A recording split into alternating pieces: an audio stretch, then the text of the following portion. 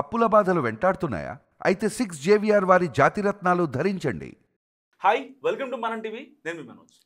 భారత ప్రధాని మోదీ చైనా ప్రధాని జిన్పింగ్తో భేటీ అయ్యారు. సో ఇలాంటి నేపథ్యంలో ఒక రకంగా ట్రంప్కి మండుతుంది. ఎందుకంటే చైనాని భారత్ని ఇప్పటిదాకా శత్రువుల్లాగా చూసిన అమెరికాకి రష్యా వాళ్ళ దగ్గర చమురు తీసుకుంటున్నామని ఒకే ఒక్క రీజన్తో మన మీద సుంకాలు విపరీతంగా పెంచేశారు. సో కట్ చేస్తే ఫైనల్గా ఇప్పుడు వీళ్ళిద్దరు భేటీ నేపథ్యంలో మనోడు డొనాల్డ్ ట్రంప్ ఈజ్ డెడ్ అనే ఒక హ్యాష్ ట్యాగ్ తెగ వైరల్ అవుతుంది. ఎందుకు ట్రంప్కు మండుతుంది? బయటికి రావడానికి ఎందుకు భయపడుతున్నాడు? ఒకవేళ చైనాకి భారత్కి కనుక సత్సంబంధాలు మంచిగా ఉంటే ఇప్పుడు తర్వాత అమెరికా పరిస్థితి ఏంటి? మాట్లాడదాం. మనతో పాటు కట్టా కార్తిక్ గారు ఉన్నారు. నమస్కారం అండి. Trump is dead. అసలు ఫస్ట్ ఆరోగ్య పరిస్థితి చెప్పండి. బాగుంది? అసలు చాలా మంది చాలా రకాలుగా మాట్లాడుతున్నారు. ఇప్పుడు వాస్తవానికి ఏంటంటే అమెరికా అధ్యక్షుడు ఆరోగ్య పరిస్థితి మీద వాస్తవాలు తెలవకుండా అఫీషియల్గా బయటికి రాకుండా సోషల్ మీడియాలో చర్చించే వార్తల్ని మనం నమ్మడానికి లేదు. సరే, అతను అమెరికా అధ్యక్షుడిగా ఉన్నాడు కాబట్టి నిజంగా బాగాలేకపోయినా సరే మెరుగైన చికిత్సలు అతను అందుతాయి. ఎప్పటికప్పుడు డాక్టర్ టీం అతనికి అందుబాటులో ఉంటుంది. రెండోది 79 ఏళ్ళ వయసు కాబట్టి సహజమైన ఆరోగ్య సమస్యలు ఉంటాయి. దాన్ని మనం అతిగా చూడాల్సిన అవసరం లేదు. సరే, ఆయన ఆరోగ్య పరిస్థితి గురించి ఒకసారి పక్కన పెట్టేసి ఆయన మెరుగుపడాలని కోరుకుందాం వ్యక్తిగతంగా.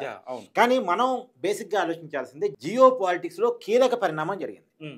ఇన్నాళ్ళు మనకి అనేక వివాదాలు ఉన్నటువంటి చైనా అధ్యక్షుడు జిన్పింగ్ తోటి మోడీ గారు కలిశారు.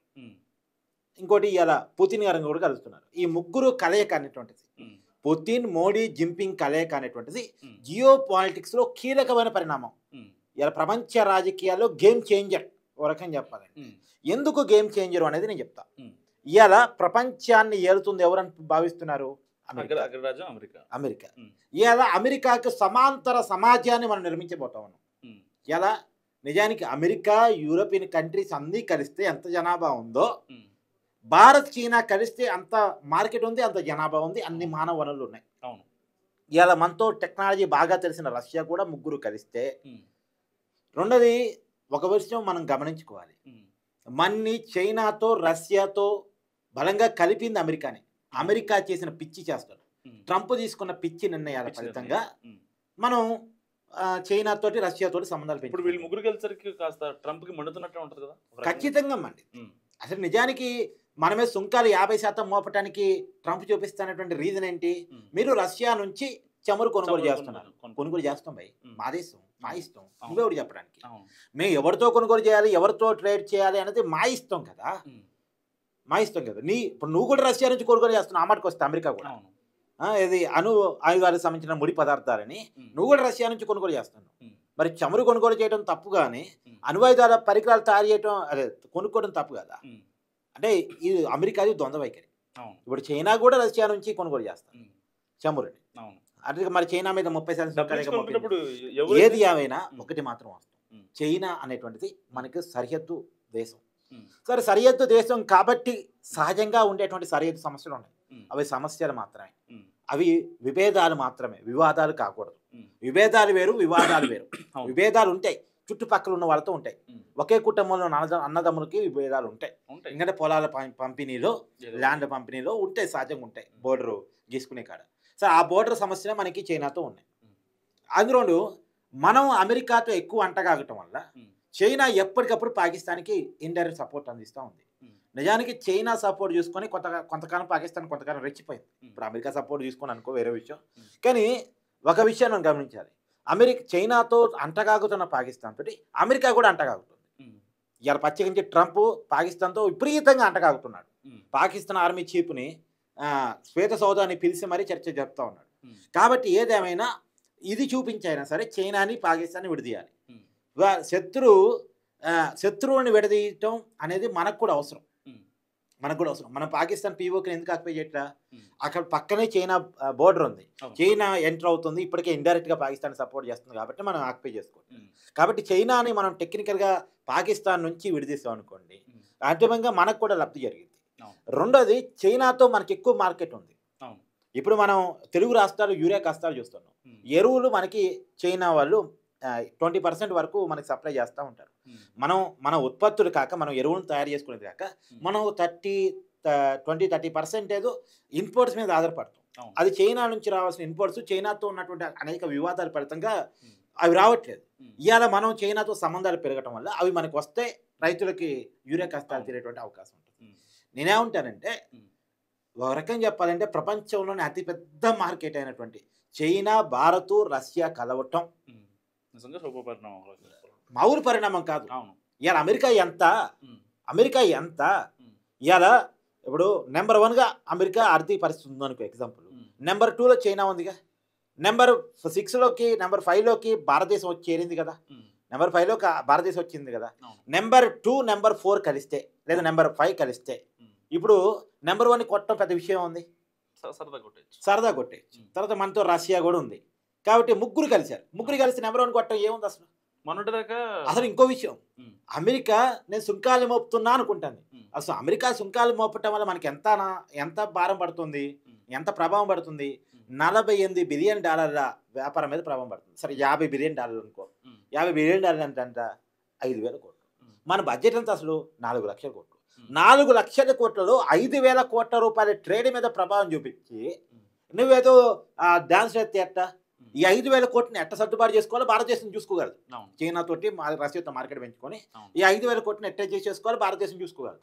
అసలు భారతదేశం ఏది అమెరికాకి ఇంపోర్ట్ చేసి అక్కడ వచ్చే డబ్బుల మీద ఆధారపడి బతికే దేశం కాదు. భారతదేశానికి ఓన్ మార్కెట్ ఉంది. భారతదేశంలోనే 150 కోట్ల జనాభా ఉన్నారు, అంటే 150 కోట్ల కస్టమర్లు ఉన్నారు. ఓన్ మార్కెట్ భారతదేశంలో ఎస్టాబ్లిష్ అయ్యింది. భారతదేశం మార్కెట్ ఇక్కడ ప్రజల కొనుగోలు శక్తి మీద ఆధారపడింది తప్ప అమెరికా ఏదో అక్కడికి ఏదో మనం ఎక్స్పోర్ట్ పంపిస్తే ఆ ఎక్స్పోర్ట్ నుంచి మనం ఏదో సంపాదించుకొని భారతదేశం ఏం తిని బాగుపడట్లేదు. అమెరికా అర్థం చేసుకోవాలి. అమెరికా 50% కాదు, ఇంకో 100% సంఖ్యలు చెప్పుకున్నా తాత్కాలికంగా కొంత నష్టం ఉంటుంది.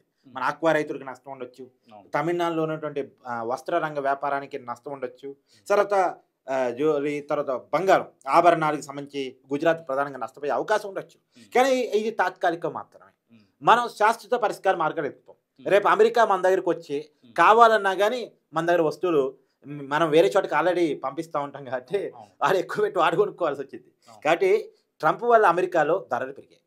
ట్రంప్ నిర్ణయాల వల్ల అమెరికాలో నిరుద్యోగం పెరిగింది. ట్రంప్ నిర్ణయాల వల్ల అమెరికాలో ద్రవ్యోల్బణం పెరుగుతుంది. అది ట్రంప్ అర్థం చేసుకోవాలి. కానీ ఏది ఏమైనా ట్రంప్ అమెరికాకి మంచి చేయకపోగా చెడు చేస్తున్నాడు. మరి చాదస్తానికి వల్ల పిచ్చి అనాలా దాన్ని ఏమనాలో నాకు తెలియదు. కానీ మొత్తంగా తెలియకుండానే అమెరికా కంటే ఒక పెద్ద వ్యవస్థ నిర్మించడానికి ట్రంప్ ఉపయోగపడుతున్నాడు. ఇప్పుడు ట్రంపే ఉంటాడబ్బా, రష్యా దగ్గర మీరు చమురు కొనుగోలు చేయడం వల్ల రష్యాకి డబ్బులు వస్తున్నాయి, భారతదేశం నుంచి డబ్బులు పోతున్నాయి. ఎందుకంటే మనం చమురు కొన్నప్పుడు డబ్బులు ఇవ్వాలి కదా. ఇచ్చినప్పుడు ఆ ధనంతో రష్యా ఉక్రెయిన్ మీద యుద్ధం చేస్తుంది. అంటే ఆర్థిక మూలాలు సమకూరుస్తుంది భారతదేశమే అనేది కదా ట్రంప్ చెప్తుంది. దాన్ని ఉక్రెయిన్ నమ్మట్లే. నమ్మాల్సింది ఎవరు? ఉక్రెయిన్. కానీ ఉక్రెయిన్ ఏం చేస్తుంది? మన మోడీ గారికి ఫోన్ చేసి మీరే యుద్ధాన్ని ఆపాలి, మీరే మధ్యవర్తం వహించాలి, మీరే పెద్దన్న, మీరే మంచోళ్ళు అసలు అని చెప్పేసి ఉక్రెయిన్ ప్రెసిడెంట్ జెలెన్స్కీ మోడీ గారికి ఫోన్ చేస్తున్నాడు.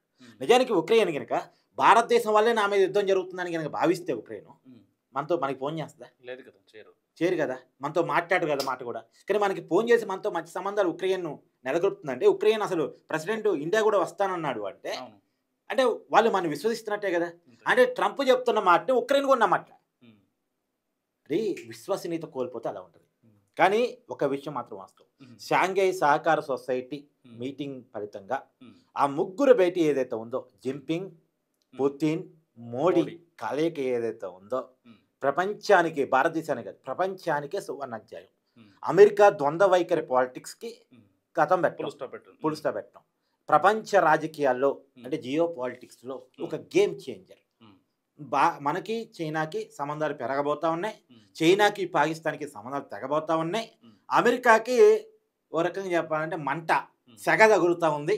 తర్వాత ప్రపంచంలో సమాంతరమైనటువంటి ఒక వ్యవస్థ నిర్మాణం కాబడుతూ ఉంది, దానికి పునాదులు పడుతూ ఉంది. దానికి మోడీ గారు ఇప్పుడు ముగ్గురు అబ్బా, ముగ్గురు మనగాళ్ళు అంటారు కదా. పుతిన్ సుదీర్ఘకాలంగా రష్యాకి అధ్యక్షుడిగా ఉన్న వ్యక్తి. సో రష్యా ఏంటి, దాని స్ట్రెంగ్త్ ఏంటి, వీక్నెస్ ఏంటి, ప్రపంచం ఏంటి బాగా ఆపసోపాలు పట్టినటువంటి వ్యక్తి, ద గేమ్ చేంజర్ పుతిన్. తర్వాత జిన్పింగ్ కూడా దశాబ్దాలుగా చైనాకి ప్రెసిడెంట్గా ఉన్న వ్యక్తి, ఒక బలమైన చైనా ఆర్థిక వ్యవస్థను నిర్మించినటువంటి వ్యక్తి. సో చాలా కెపాసిటీ, చాలా స్ట్రెంగ్త్ ఉన్నటువంటి వ్యక్తి. ఎవరో ప్రభావితం చేస్తే చైనా ఆర్థిక వ్యవస్థ కుప్పకూలిపోకుండా దాన్ని స్ట్రాంగ్గా నిలబెట్టిన వ్యక్తి, చాలా స్ట్రాంగ్గా నిలబెట్టుకున్న వ్యక్తి. సో ఇవాళ నెంబర్ 2కి చైనా ఆర్థిక వ్యవస్థను తీసుకుపోయినటువంటి వ్యక్తి. బాగా వెల్ నాలెడ్జ్ అండ్ కెపాసిటీ ఉన్నటువంటి ఒక ఒక వెల్ లీడర్ ఓ రకంగా చెప్పాలండి. సరే మన మోడీ గారి గురించి మనం కొత్తగా చెప్పవసరం లేదు.